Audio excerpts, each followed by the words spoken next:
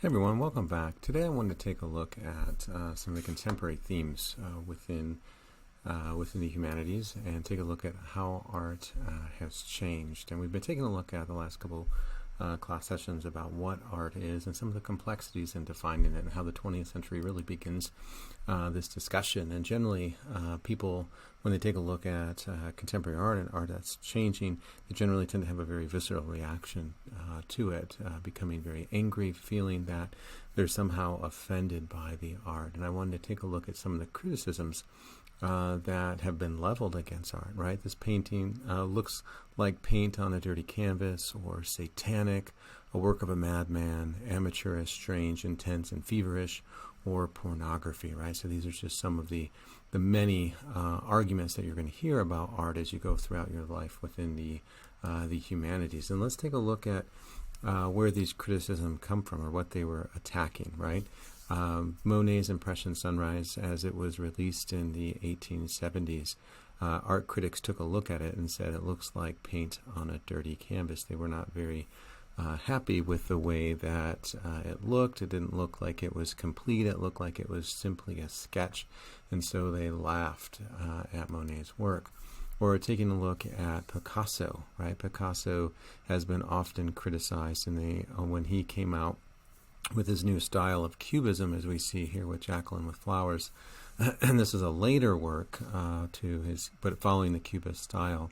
They said that it looked satanic, right? That this is somehow irreligious or irreverent. Or Cezanne, some criticisms against Cezanne when he was painting back in the 19th century. They said his works look like the work of a madman, right? Because it doesn't look realistic. And these are that kind of narrow-minded Brian Regan approach to the art, suggesting that it has to look a certain way. It has to be representational.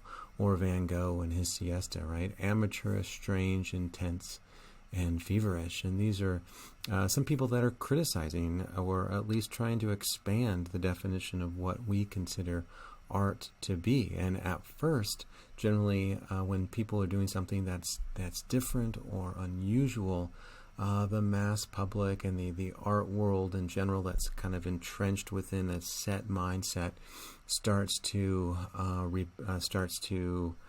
scream out that this is problematic. Or something that's been leveled against Michelangelo. When they first saw the Sistine Chapel, they said this was pornography, and this is in what was considered to be the holiest place on earth in the Vatican, and they're putting a nude on the ceiling. And so they were not very familiar, or they were not fans of Michelangelo and his work. It was just too different to them, right?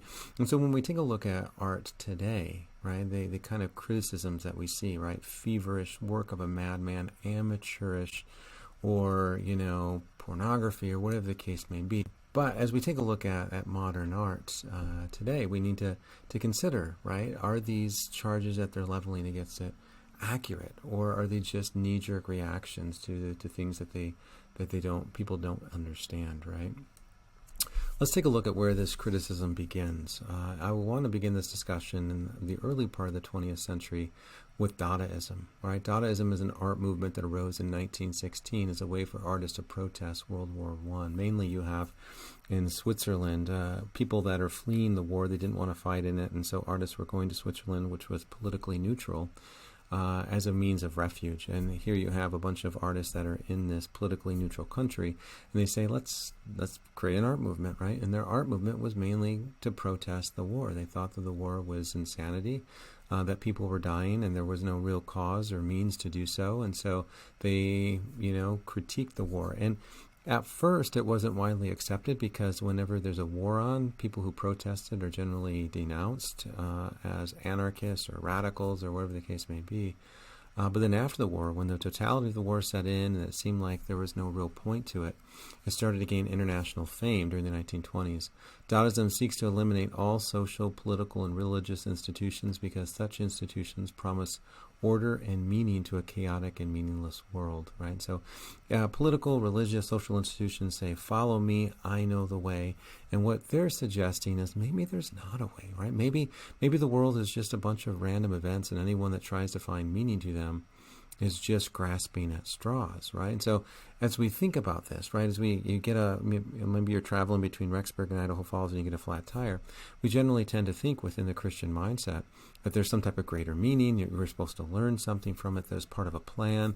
Maybe you're supposed to help the local tire company, whatever the case may be. We generally tend to find events and try to find greater meaning and significance to them. And Dadaism is suggesting, well, what if there is no greater meaning or significance to these events? Maybe they're just random things that generally tend to happen. And I know sometimes that pushes against our theology within the church.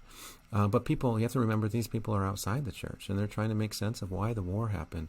And why did 20 million people lose their lives during World War I? And they couldn't make sense of it because the war didn't make any sense. No one really won. There was really no clear victories at the end of the war. People just got sick of fighting, and they ended the war. And so then they left the question of, what was it all for? And you have religious leaders and political leaders saying, go fight for God and country. Well, if it's meaningless, then they died for no reason, right? So they're starting to question this.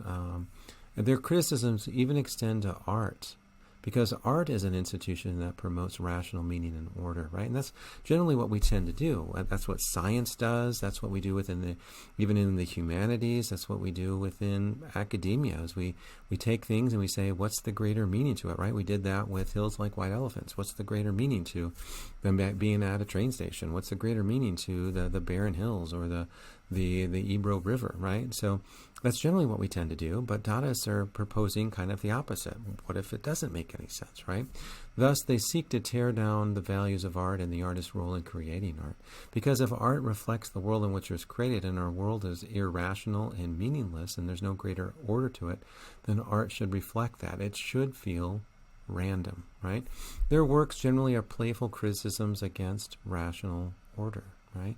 And so one example of this is by Tristan Tzara, and he said, if you want to create a Dadaist poem, all you have to do is go to a newspaper, cut out an article, cut each word out individually, put those words in a hat, and pull them out randomly, right? You shake the hat up and you pull them out randomly, and then you'll have a poem. And the idea for this is that is equally valid as someone like John Keats or William Wordsworth. These are great poets of the Romantic era, coming up with some type of deep, profound insights into the human condition. And what Dadaists are suggesting is maybe there are no deeper insights, right? If life is meaningless, then poetry should reflect that, and poetry should be equally meaningless, right? So, and anyone's attempt to try to find meaning in a meaningless world seems kind of obscure or kind of odd. And so they're suggesting their works are going to be a little bit more odd. Their works generally are playful criticisms against rational order. And so Tristan Tzara's idea of creating a poem is that kind of playful criticism. And I think that's what people tend to miss about Dadaism when they don't understand it, right? When they see something like this is Duchamp's The Fountain, where he takes a urinal, he flips it on its side, and then he gives it the pseudonym R. Mott, which is a play on the manufacturer who made this, which was R.L. Mott. And then he dates it 1917. And then he goes to an art gallery which says, we will exhibit any work that you make. All you have to do is pay a fee, and then we will put your work on. Well, he put this in there to test the boundaries of what people consider to be art. And they rejected it. And they said, no, this is not art. But the idea for this is this art, right? What do we consider to be art? And so Dadaism with Duchamp's The Fountain begins that question about what art is and what art isn't. And so as we noticed last week, as we started to define what art is, that came pretty easy. But when we start to define what art is not, that becomes quite difficult, because then we have to say, well, why is that not art? What makes this not art? And he's questioning here if the idea of a random object that he's found is enough to be art. And he calls this a ready-made because it's already been made, right? So the question that I would like you to consider is whether this is art. And again, what constitutes art? What constitutes an artist, right? Does an artist have to make something, mold and sculpt it like a Michelangelo? Or can art be more about ideas, or can it be more about a criticism of society? Here, this one's LHOOQ, which is a play on a French slang for she has a hot backside. What he does here is he goes into the Louvre, gets a postcard of the Mona Lisa, gives her a mustache and a goatee, and then gives it the title LHOOQ. She has a hot backside, as a means of teasing art. And so he's suggesting, if you want art, right, this is what art is. This is what art should be, right? And again, I think that some people push against this idea, right, about whether this should be considered art, or can mockery of art or a satire of art be considered art? And that's part of the discussion, right? Can the discussion of what art is, maybe that's what is artistic here. 1917 was lost. And so people came back to him after he became really famous and said, hey, remember that piece that you called The Fountain? Can you recreate? Anyway, taking a look at these two works, right?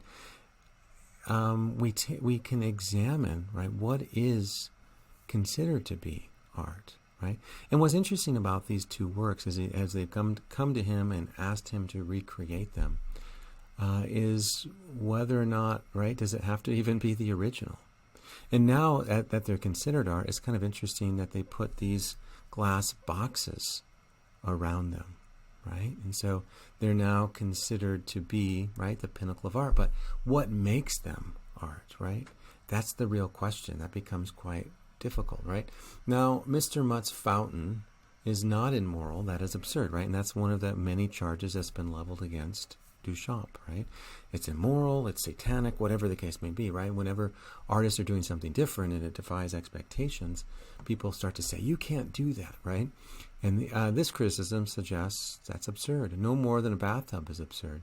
It's a fixture which you see every day in a plumber's show windows. Whether Mr. Mutt made the fountain with his hands or not has no importance. He chose it. He took an article of life, placed it so its useful significance disappeared under the new title and the point of view, created a new thought for that object. And so is that enough to be considered art? Putting it in a new context, changing the original context, right?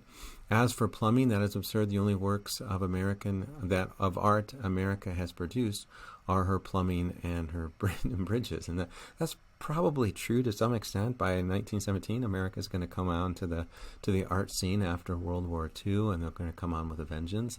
But World War II art, there might be some truth to that. A lot of what America was producing before this was mainly just reflections, copies of what they're seeing happening in Europe. But let's take a look at what Aristotle says, right? Aristotle says that art reflects nature and is truth. If there is no greater meaning and order, right, as they're suggesting, that not every event has significance, right? Historians try to say this event led to this event, so there's this kind of connection, right? Well, what if they didn't have connection? What if they're just random events that human beings, as free agents, free actors, having free will, we kind of make our own destiny by the choices that we make, so to speak. And so maybe life feels a little more random, right? So is it reflecting that randomness, right? Tolstoy says art is a communication of ideas. Is this communicating ideas about what art is and what it can be, right? About the choices that it's making, right? Tatarkovich says art is an expression that evokes emotions, right? When people say that this is immoral, is that an emotion that they're feeling, right? Greenberg says that art is new and forward-thinking. Is this new and different from what's been done before, right? And George Dickey says that art is what the art world deemed it to be art. And so maybe originally it wasn't considered art, but maybe now that it's in a museum and encased in glass, is it now considered art? And what's interesting about the fountain is the title as well, right? So he takes a random kind of feature, which you have to wonder how random it is, because he is trying to defy the notions of what art is. And then he gives it this kind of different connotation, a different context of a fountain, giving us different imageries and thoughts about what we associate with fountains. Fountains generally associated with water, and so are urinals. So we have to start questioning, what's the connection, right? Is there greater meaning? And maybe, as he's making this argument that life is random and meaningless, can you fully ever remove yourself entirely? Can you ever get to randomness? And that's another question for us to really consider within this particular work. I want to take a look at one more work by Duchamp. This one is In Advance of a Broken Arm. And so what he does here is he goes into a hardware store, he buys a snow shovel, and then he puts it in a museum. And this one is currently hanging in the Museum of Modern Art in New York City. right? But again, much like the fountain, which it was lost to time, they go back and ask him if they can replicate it, and so he does. And I think with the fountain, he makes like 15 different copies, and this one was lost, and so they asked him to put another snow shovel in there. In 1964, he does, right? So this one's currently in the Museum of Modern Art, but it's not even the original, right? So again, right, we're starting to question, what is art? Does it have to be original? Does it have to be new or created by the artist, or is it mainly about ideas? And here's another question to get us to thinking about a little bit more deeply about what art is.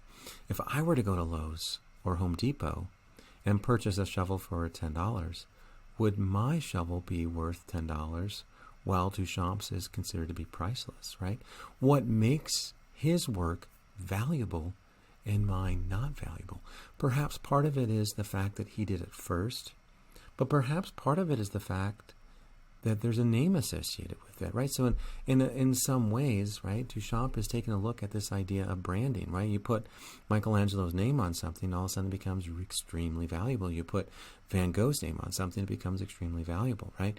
You put my name on the same thing, not so much. And so there's this sense of this question about labels, and some of the absurdity of the art world is that we're buying into the labels. The snow shovel itself is worth $10. But because he put his name on it, he put his stamp of approval on it, because he put the title with it, because it's now associated with him, now that $10 shovel is somehow worth more, right? And so in some ways, right, Duchamp is examining the absurdity of that. He's making fun of that kind of mindset, and the kind of mindset that would now take this work of art, which was initially a criticism, and display it under glass to protect it from people coming in and ruining it, right? So in some ways you have to wonder if Duchamp is laughing at that, and he's laughing at us kind of making more of it than we need to, right?